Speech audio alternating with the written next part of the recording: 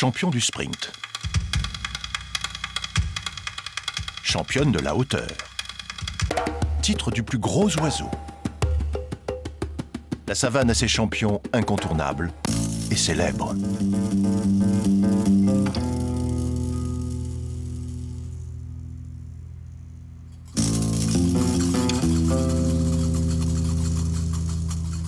Mais à côté de ces stars des pistes herbeuses, il y a une multitude d'animaux qui se distinguent dans des disciplines ou par des records moins connus.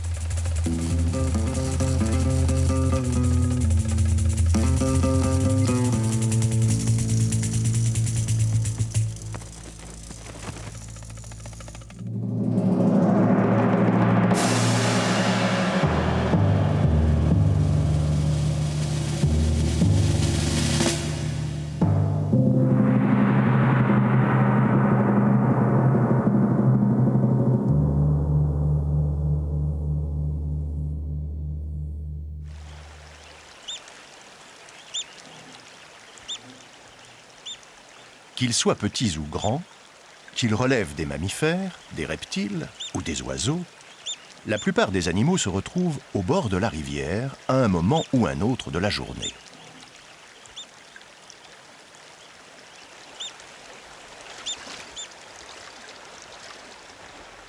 C'est le terrain d'entraînement quotidien pour cette équipe de champions qui soigne sa forme.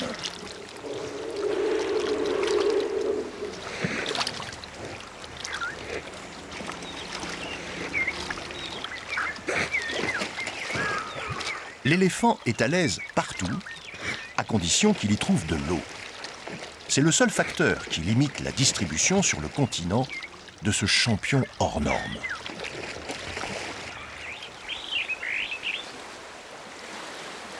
L'éléphant a besoin d'eau, pour boire bien sûr. Il en absorbe entre 100 et 200 litres par jour. C'est le premier record de la longue série qui le concerne.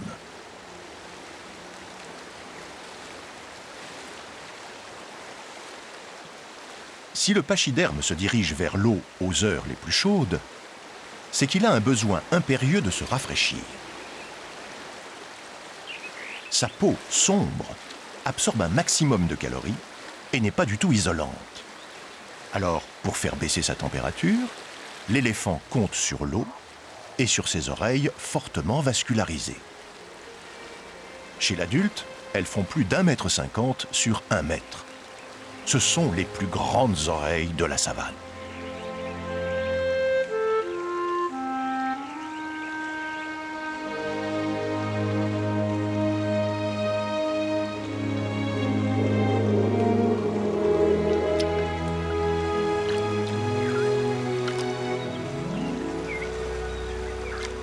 La trompe de l'éléphant est un peu hors catégorie, puisqu'elle est unique dans le monde animal.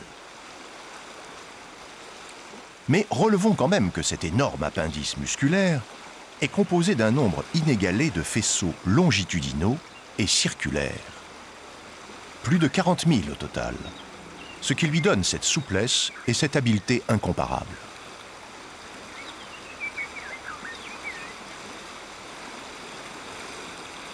Plus gros mammifère terrestre, il accuse 5 tonnes sur la balance. L'éléphant n'a pas de vrai concurrent dans la catégorie des poids lourds. Premier challenger, mais loin derrière, l'hippopotame.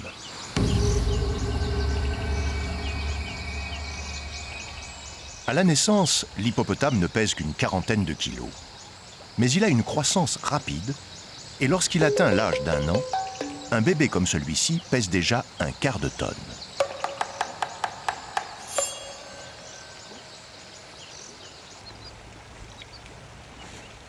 Le poids d'un hippopotame adulte peut varier considérablement selon les individus et les sexes. Un mâle pèse de 1,5 tonne à 3 tonnes. Mais une grosse femelle peut peser plus lourd qu'un mâle ordinaire.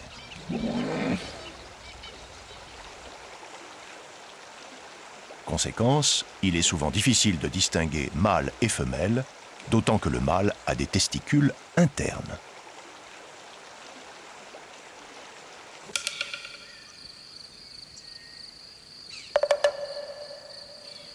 Troisième sur le podium des poids lourds, le rhinocéros blanc.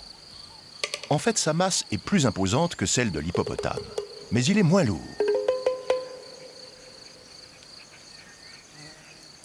Un mâle pèse environ 2 tonnes.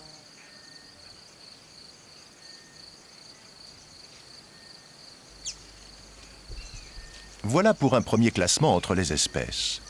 Mais dans chaque espèce, il y a aussi des champions et des records. Restons sur le rhinocéros. La corne avant du rhinocéros blanc mesure en moyenne une 60aine de centimètres. Mais il y a aussi des cornes beaucoup plus grandes.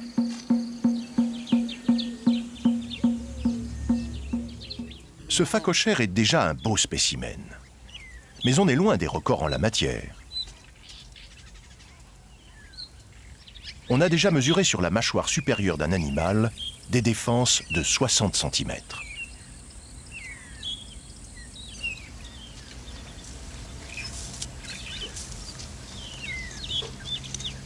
Nouveau titre sans surprise pour l'éléphant, qui a les plus grandes dents du monde animal.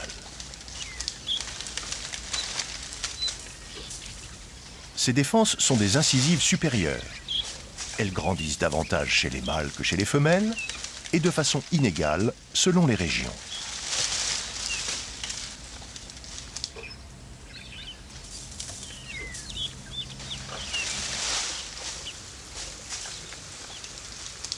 Leur croissance est largement conditionnée par l'habitat et la nourriture disponible.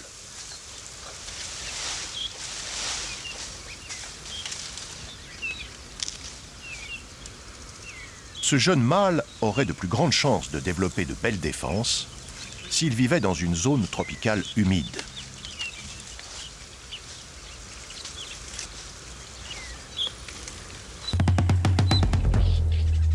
Indépendamment du milieu, les défenses de l'éléphant grandissent tout au long de sa vie parce qu'elles sont dépourvues d'émail, sauf à leur extrémité.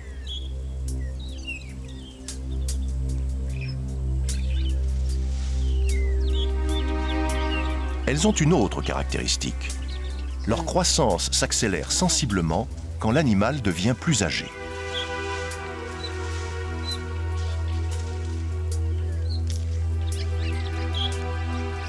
Dans un milieu favorable, les défenses d'un mâle de 10 ans font 3 à 4 kilos chacune. Mais elles peuvent atteindre 50 kilos quand l'animal a 40 ans. Chez la femelle, c'est 5 fois moins.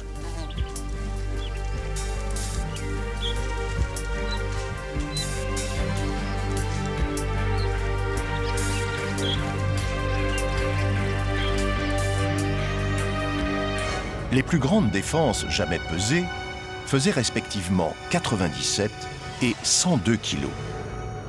Elles appartenaient à un éléphant tué au Kenya à la fin du XIXe siècle.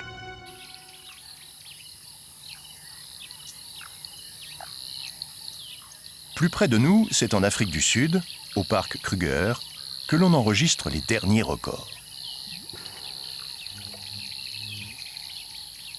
Depuis plus d'un siècle, les éléphants jouissent au sein de ce parc national d'une protection officielle et efficace. Alors, ils y prospèrent.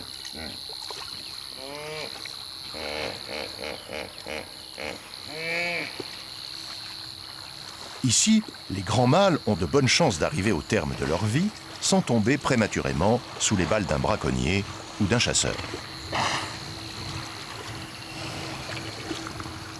Résultat, en 1980, alors qu'ailleurs en Afrique, la plupart des éléphants étaient tués avant d'atteindre leur maturité, le parc Kruger abritait au moins 7 éléphants aux défenses exceptionnelles.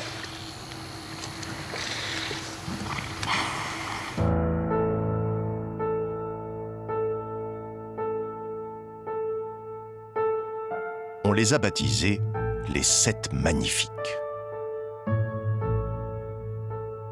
Ils portaient tous au moins 100 kilos d'ivoire et des défenses qui mesuraient chacune plus de 2,50 m.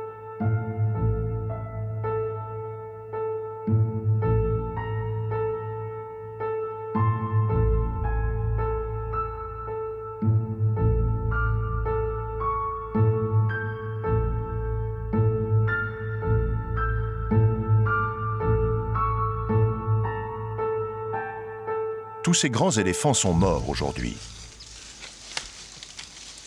Celui-là, filmé récemment à la frontière occidentale du parc, pourrait prendre la relève de ces prestigieux aînés. Chacune de ces défenses mesure déjà près de 2 mètres.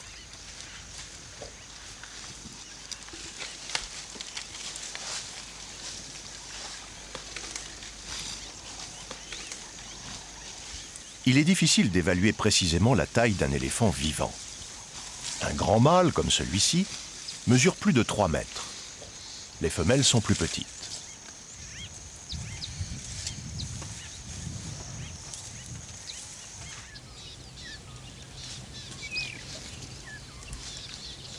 Dans tous les cas, l'éléphant est battu en taille par la girafe.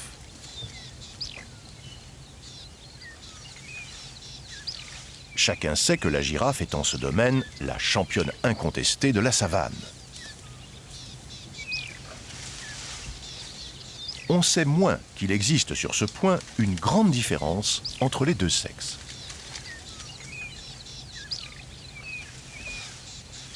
Il y a différentes façons de distinguer chez la girafe le mâle de la femelle. Il y a d'abord celle qui paraît à tous la plus évidente.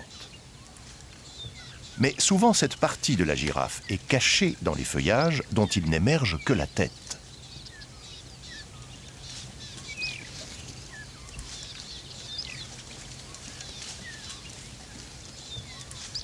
Il suffit dans ce cas d'observer les cornes de l'animal.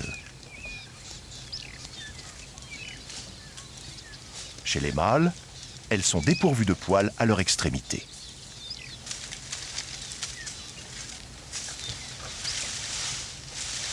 Et l'on constate alors que le mâle est beaucoup plus grand que la femelle.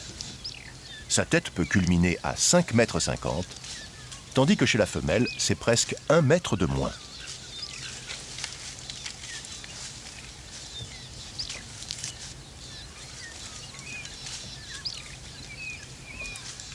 Avec sa morphologie si particulière, la girafe accumule les particularités et les records.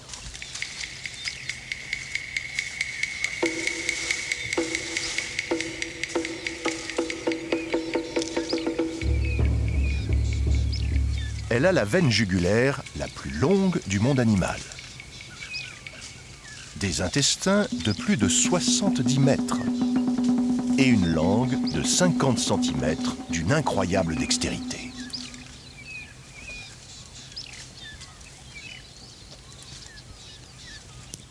Sans compter ses vertèbres cervicales géantes.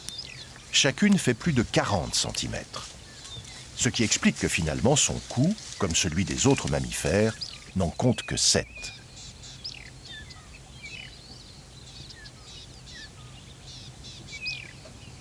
C'est le terrain de jeu privilégié des pique-bœufs à bec rouge. Ces champions de l'escalade sont si familiers du cou de la girafe qu'ils peuvent même y passer la nuit.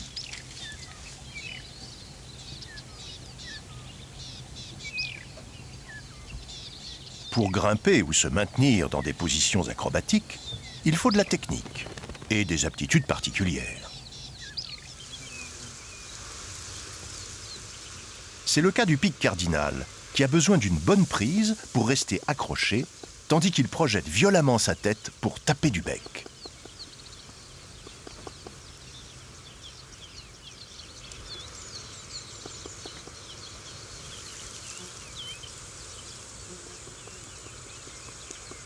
On observera que le pic a des doigts spécifiques. On dit qu'il est zygodactyle. 2 doigts sont dirigés vers l'avant et 2 vers l'arrière, ce qui garantit la qualité de la prise.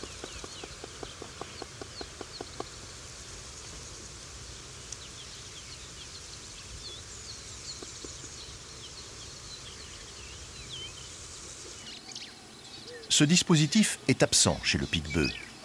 Il a, comme la plupart des oiseaux, 3 doigts vers l'avant et 1 vers l'arrière. Cela ne l'empêche pas de faire preuve d'une agilité incroyable. Le pique-bœuf profite en fait d'autres adaptations, et notamment de griffes très courbes et très acérées, qui s'accrochent comme des pics d'alpinistes dans la peau ou la fourrure de l'animal.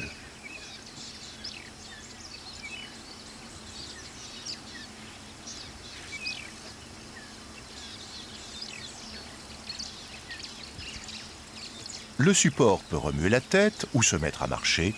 Le piquebœuf reste bien accroché et poursuit son repas sans problème.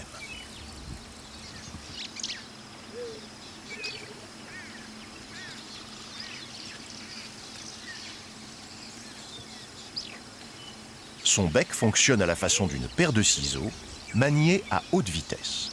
Il déloge et avale des centaines de parasites par séquence d'1 minute.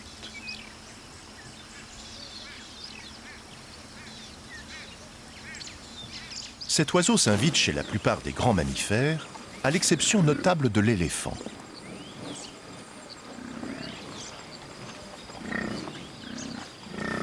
Il est parfaitement à l'aise sur les buffles et ne craint pas de se faire écraser au milieu de ces tonnes de muscles.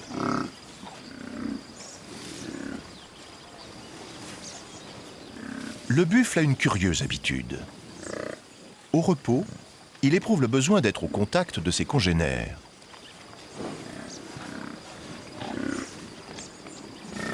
Ici où chacun pourrait prétendre à un peu d'espace et de tranquillité, tous les membres du troupeau préfèrent se coller les uns aux autres. Un comportement unique chez les grands mammifères. Le buffle est le champion incontesté de la promiscuité.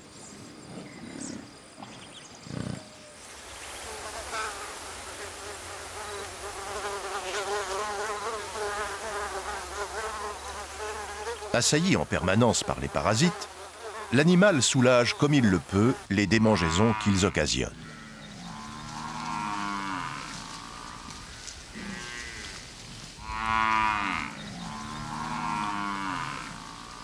Idéalement, le meilleur traitement curatif et préventif, c'est le bain de boue. Mais le plus souvent, et notamment quand la baignoire est de taille limitée, les soins sont en priorité le privilège des grands mâles.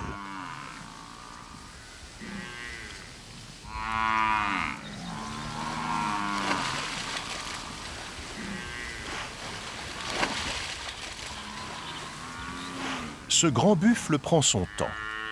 Il n'a aucune raison de se presser. Il est plus massif, plus puissant que les autres, qui attendront patiemment leur tour.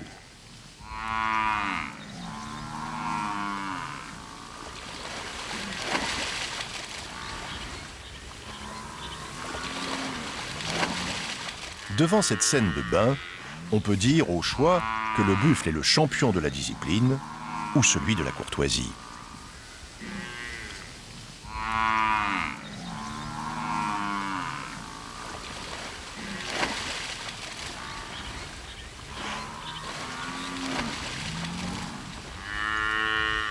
Le buffle est un animal dont le statut modifie sensiblement le comportement.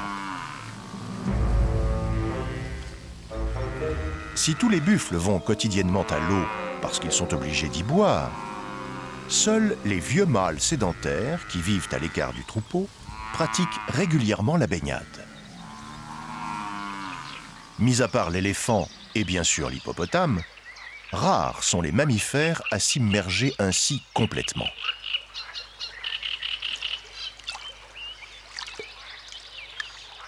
L'occasion d'assister à une compétition de natation improbable.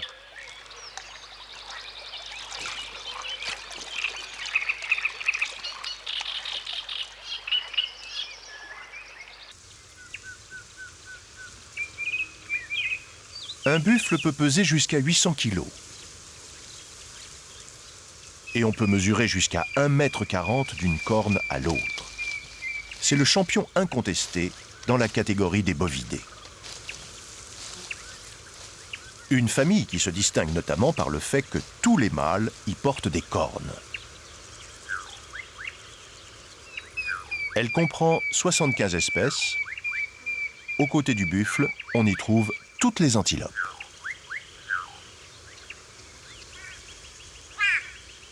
Il est difficile de distinguer des champions dans une famille aussi disparate.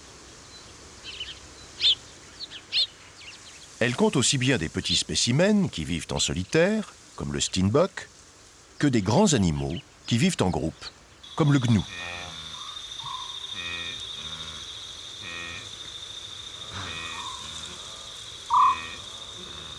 Chez le gnou, Mâles et femelles portent des cornes et sont très semblables. Par contre, chez d'autres antilopes, la différenciation entre les deux sexes peut être poussée à son paroxysme. C'est le cas par exemple chez le Nyala. On observe que le mâle, beaucoup plus grand, a une robe sombre, presque unie, tandis que les femelles ont le poil plus clair et très marqué par des rayures. La couleur des poils et les motifs ont une fonction précise, rendre l'animal le plus discret possible.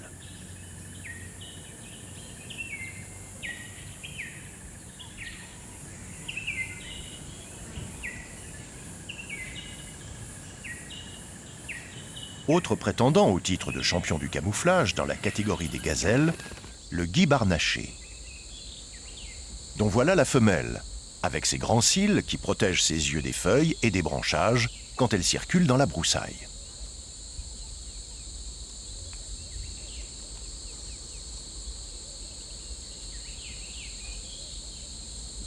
Cette antilope a un pelage très subtil.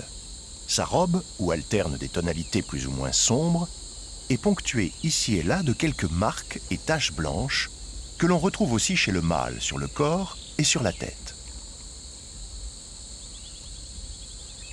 Ce pelage peu spectaculaire fait des miracles en sous-bois, où la robe du guibe se noie avec les jeux d'ombre et de lumière du feuillage.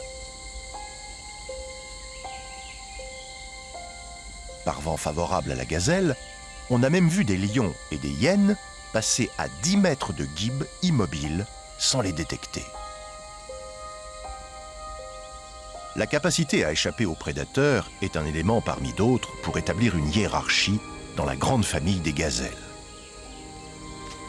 Mais on retient aussi assez souvent la taille des cornes.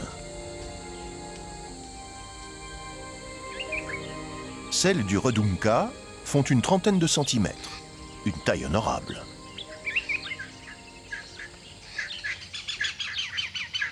Mais rien à voir avec celles de son cousin, le waterbuck, qui font plus de 70 cm.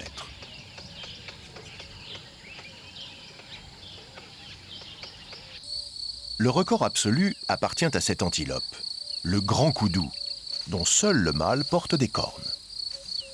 Quand il est jeune, ses cornes sont petites et droites, mais elles vont évoluer en spirale.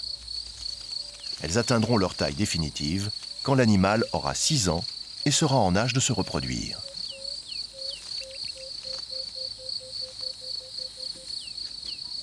On pourra alors compter jusqu'à 3 spires pour un développement moyen d'1,20 m. Le record est de 180 cm.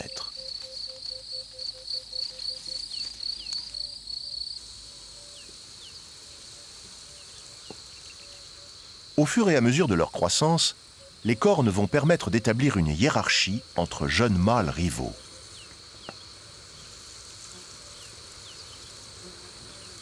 En même temps, plus elles grandissent, plus elles rendent le koudou vulnérable.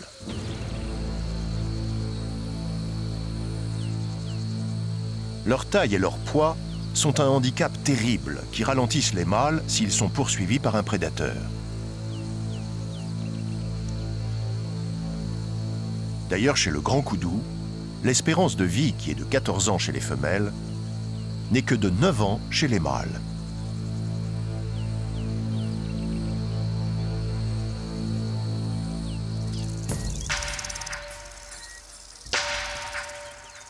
Dans la savane, un titre de champion est toujours très relatif. Il est souvent à l'échelle du groupe. Ce qui est en jeu le plus souvent, c'est l'accès aux femelles.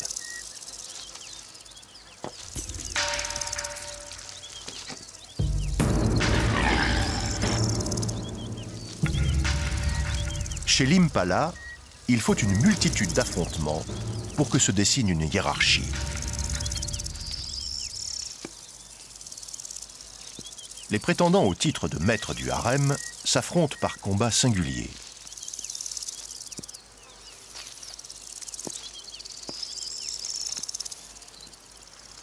C'est une épreuve par élimination.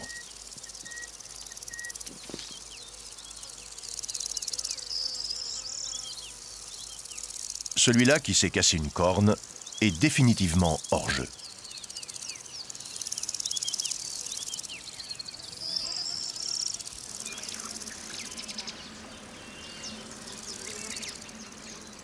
Le mâle vainqueur de ces joutes a le cou plus fort et plus gras que les autres, ce qui traduit notamment de hauts niveaux de testostérone.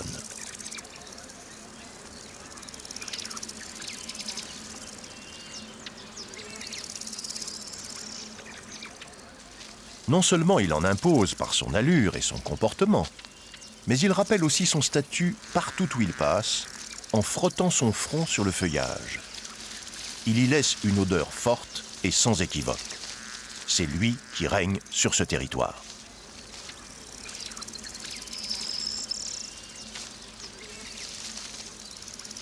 Autrement dit, tous les célibataires sont fermement invités à s'éloigner des femelles.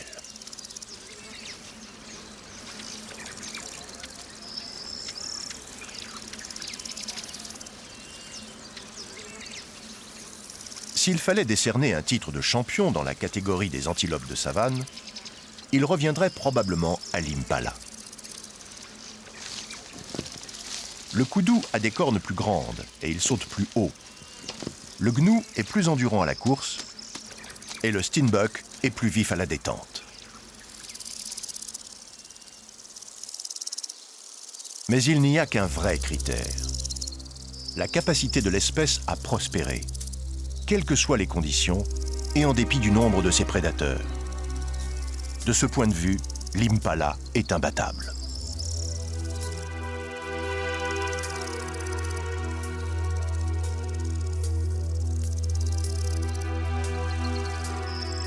Il s'adapte à la végétation disponible, il mange indifféremment, selon la saison et l'endroit, de l'herbe ou du feuillage.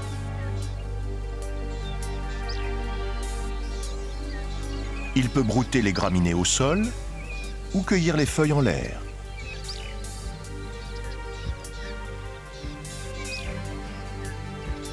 Il peut vivre indifféremment dans la forêt claire ou en milieu ouvert.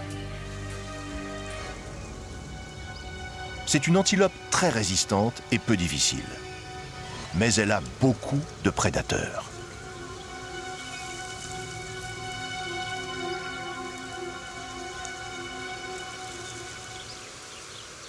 Tous les grands carnivores s'intéressent aux adultes. Quant aux petits, ce sont des proies faciles, y compris pour les grands rapaces et même les babouins.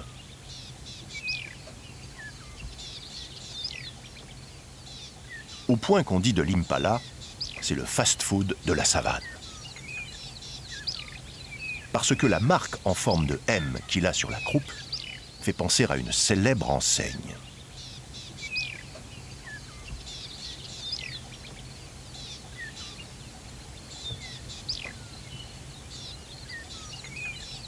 Chaque jour, le léopard tue un ou plusieurs petits qu'il met en réserve dans un arbre. Qu'importe pour l'espèce.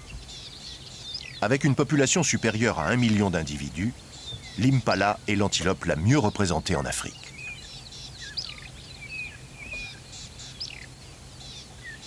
La proie et le prédateur ont des points communs.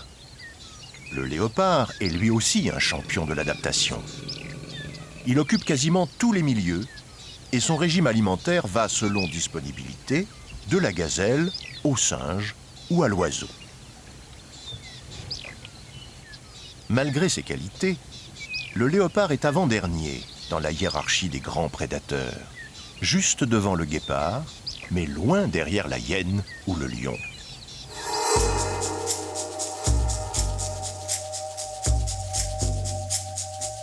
Près de 200 kg de muscles, 1,20 m au garrot, le lion est le champion incontestable des grands carnivores. Il peut venir à bout d'un buffle ou d'une girafe qui fait 4 fois son poids.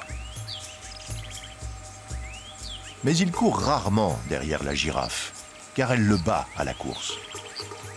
En fait, le lion et la girafe ont la même vitesse de pointe de 50 à 60 km/h, mais le lion ne la tient que sur une centaine de mètres.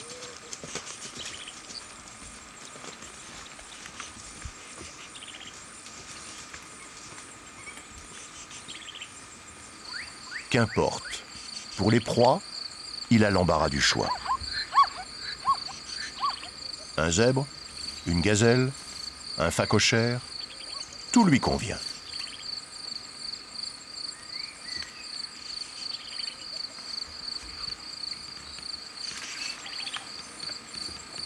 Le lion chasse selon l'opportunité des lieux avec une règle simple. Aller au plus facile. Dépenser le moins d'énergie possible.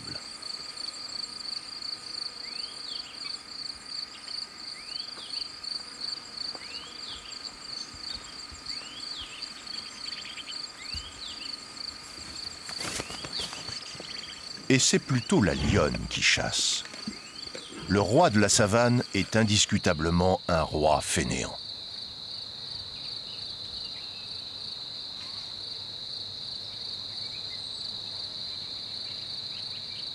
Un lion dort ou somnole une vingtaine d'heures par jour. C'est aussi le champion dans cette catégorie.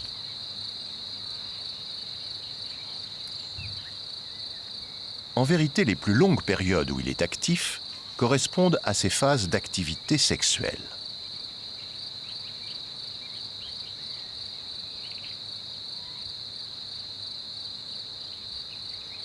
Le lion a une réputation de partenaire infatigable. Elle n'est pas usurpée. Mais cela ne vient pas d'un intérêt particulier des individus, plutôt d'une nécessité de l'espèce.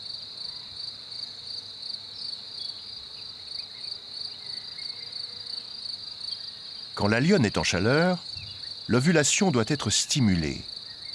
Et on estime qu'il faut une centaine d'accouplements pour qu'elle soit effective. Alors, le lion couvre la lionne 2 à 3 fois par heure.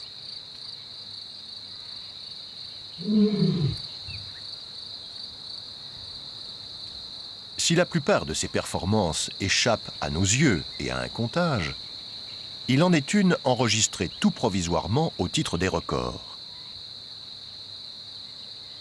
Un lion qui honorait 2 femelles s'est accouplé 157 fois en un peu plus de 2 jours.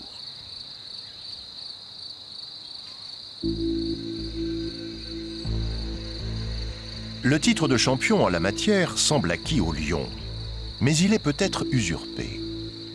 Car voilà un animal sans pudeur ni discrétion sur ses ébats. Il les expose à la vue de tous, et on a pu facilement observer et quantifier ses performances.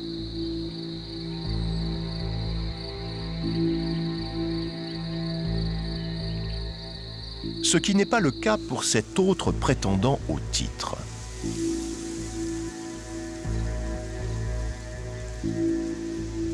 Ce léopard est sur la piste d'une femelle en chaleur qu'il rejoindra le temps de l'accouplement.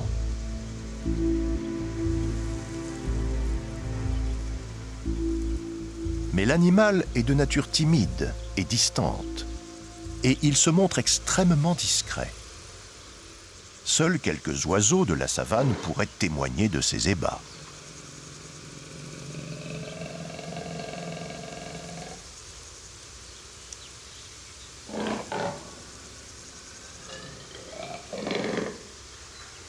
Le léopard est aussi pudique qu'expressif. Chaque copulation s'accompagne de tout un registre d'émissions sonores. Elles ont permis d'évaluer en toute discrétion le comportement des partenaires. Durant leur bref moment de vie commune, le léopard et sa femelle s'accoupleraient nuit et jour jusqu'à 4 fois par heure.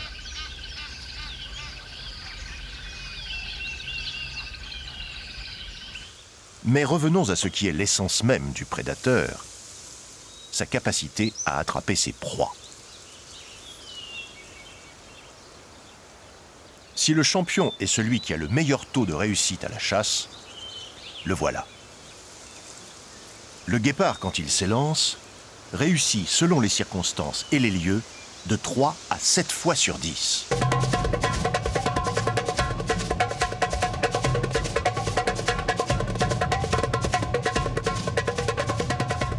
C'est 1 fois sur 3 pour le lion.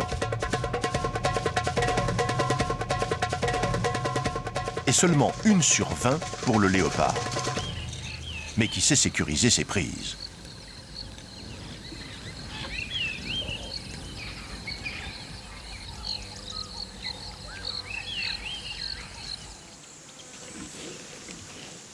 Le guépard, qu'aucun animal terrestre ne peut battre à la course, est un excellent chasseur, surtout quand il s'associe à son frère. Mais il a 2 handicaps. Il est incapable de maintenir longtemps son effort, incapable aussi de garder la proie qu'il a tuée si d'autres la convoitent.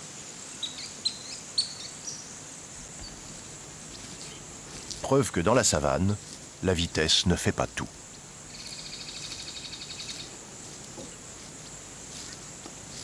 La course, qui a souvent pour enjeu la vie ou la mort, peut être aussi question d'endurance. La hyène se distingue dans ses épreuves de fond.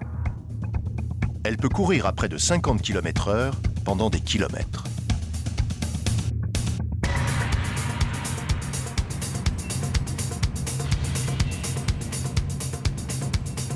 Les herbivores sont bien représentés par le gnou.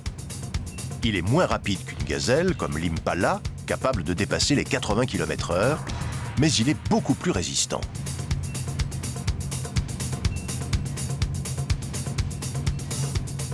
Celui qui tombe est le plus faible, ou celui qui a pris un mauvais départ.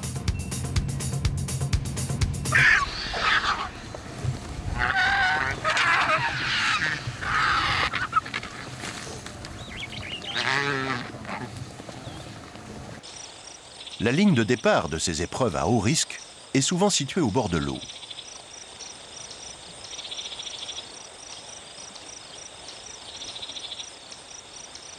Pour les proies, c'est le lieu de tous les dangers.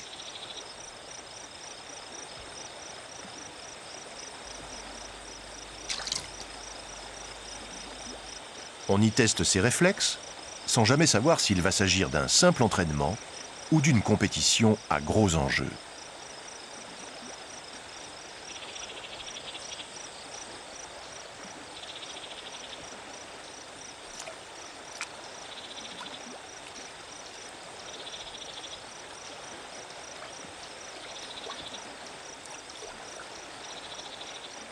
Si la qualité du réflexe est vitale chez les proies, elle l'est aussi pour les chasseurs. Les oiseaux sont en ce domaine les plus remarquables.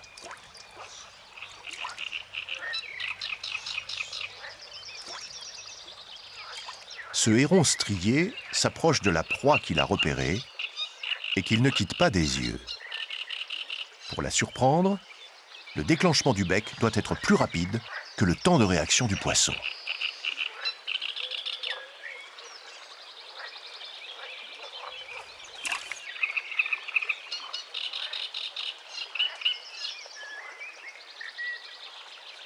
Les hérons sont des champions absolus de la patience et de l'immobilisme. Le héron cendré peut rester de longues minutes sans bouger, à attendre qu'une proie se présente dans son champ d'attaque.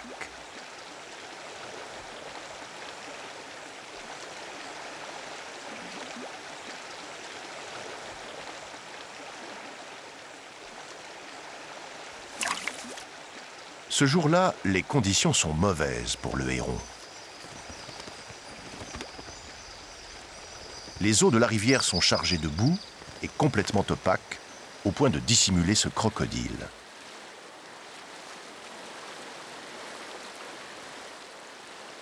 L'ouette, qui cherche sa nourriture au bord de l'eau, en est quitte pour une bonne frayeur.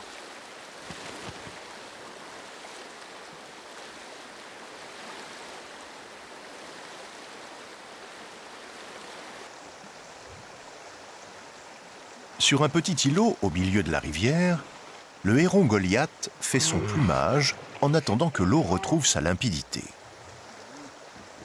Cet oiseau qui mesure 1,50 m est le plus grand héron du monde. Ce long bec effilé lui permet d'éperonner ses prises. Ses victimes peuvent faire une trentaine de centimètres. Il a 2 concurrents dans cette pêche au gros. Le pigargue, qui chasse par voie aérienne, tout comme le balbuzard pêcheur.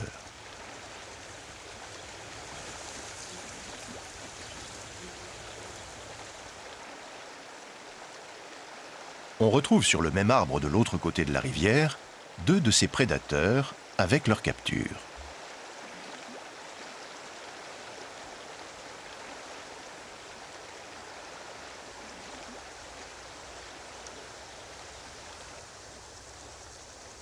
Sur la branche basse, ce grand rapace au plumage marron est de la même espèce que celui qui s'est installé sur la branche supérieure. Ce sont 2 pigargues. En haut, l'adulte, avec sa tête blanche caractéristique.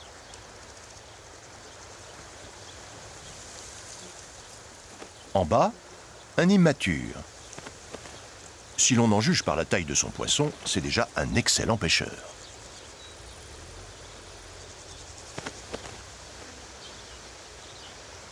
Il y a en la matière autant de champions que de catégories, et autant de catégories que de techniques de pêche.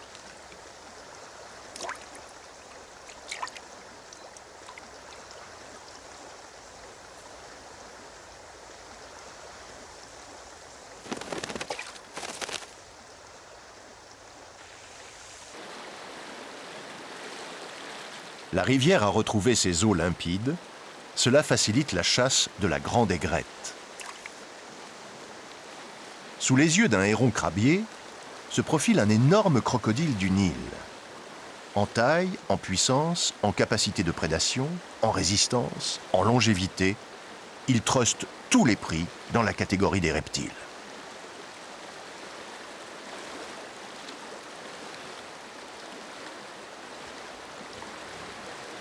Chez les mammifères, l'hippopotame revendique quant à lui la suprématie en apnée. Son record est de 6 minutes. Mais le plus souvent, il ne reste que 2 minutes sous l'eau.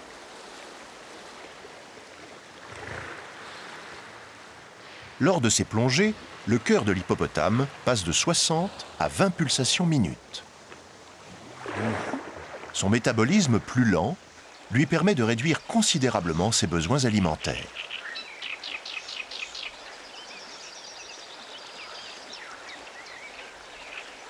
L'hippopotame survit en consommant 3 fois moins de nourriture qu'un autre animal de taille similaire.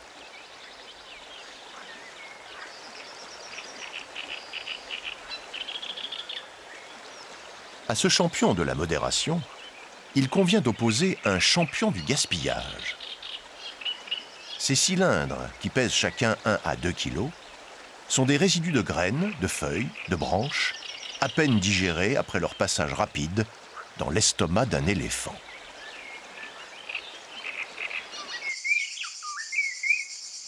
Pour obtenir puis entretenir son statut de plus gros mammifère terrestre, l'éléphant doit manger énormément. D'autant que son coefficient de mastication est réduit et son transit rapide, moins de 20 heures. Il mange de 100 à 250 kg de nourriture fraîche par jour, un record absolu.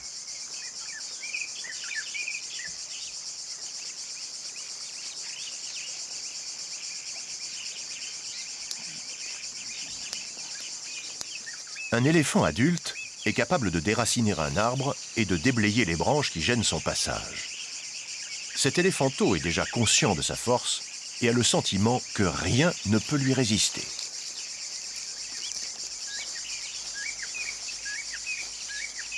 C'est pourtant au pied des éléphants qu'il faut chercher un champion de la force pure. Le bousier est à son échelle l'insecte le plus fort du monde. Il est capable de déplacer une masse de 1141 fois son poids.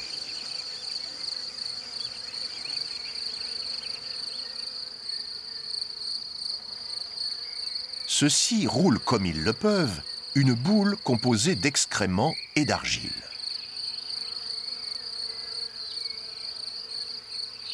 Quels que soient les obstacles qu'il rencontre, le bousier rejoint toujours son objectif en ligne droite, en suivant le chemin le plus court.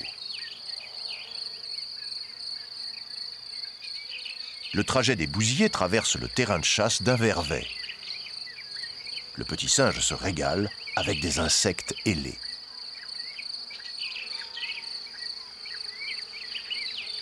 Cette opportunité alimentaire intéresse aussi un coucou de Levaillant et un varan. Et on assiste à une véritable compétition entre un reptile, un oiseau et un mammifère. C'est à celui qui fera preuve de la plus grande dextérité pour assurer un maximum de prise.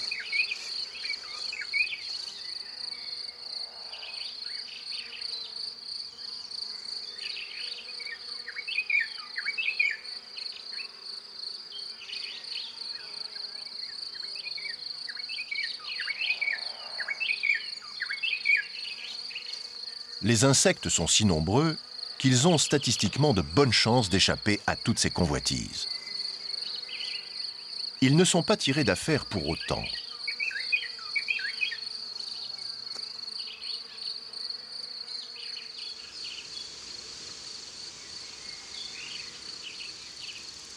Le piège a été tendu par des Cyrtophora citricola, une espèce d'araignée communautaire.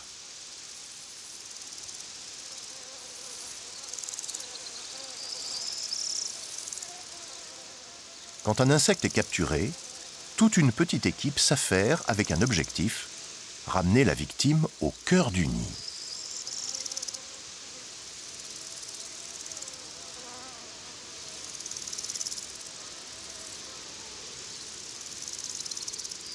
Ces araignées, qui ne font que quelques millimètres, construisent des toiles de plusieurs mètres carrés.